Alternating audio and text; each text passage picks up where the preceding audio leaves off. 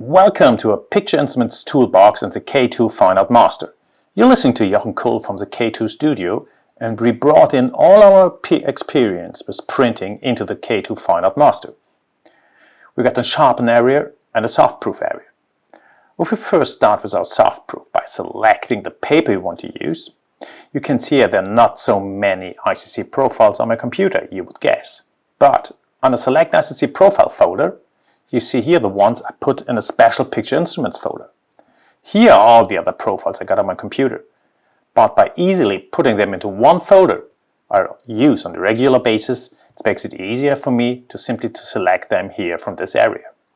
After I choose my paper, I got here to choose my rendering priority: perceptive, relatively colorimetric, and absolutely colorimetric.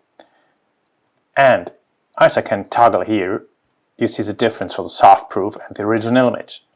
To make it easier for you to see the difference, we created a window so you get the original image in the spare window.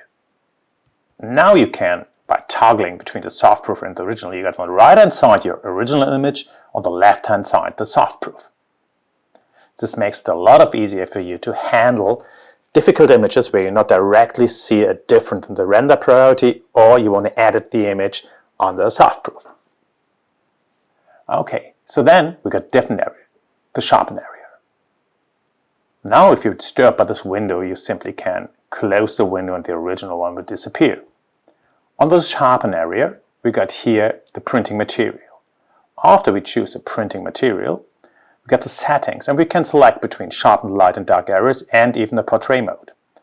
When we sharpened, the K2 Fine Art Master creates 3 different layers, one for the bright parts, one for the dark parts of the image, and the skin protection part.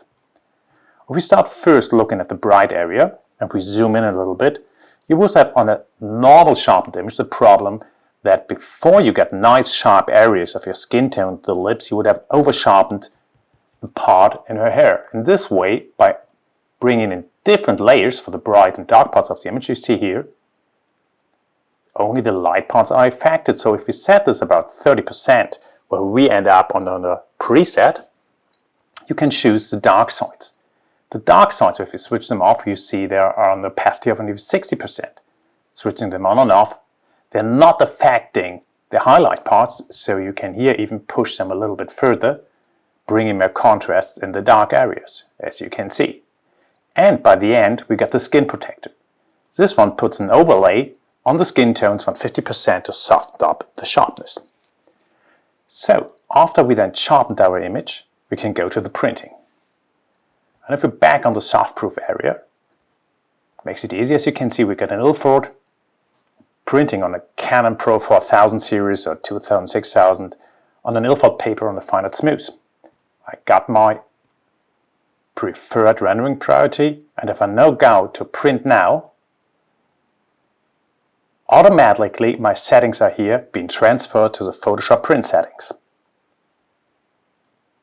And a small tip at the end: if you, for example, get a paper like the Ilford synthetic paper, or a paper with got a lot of optical enhancers, you will see that by switching off the render priorities there's a big difference.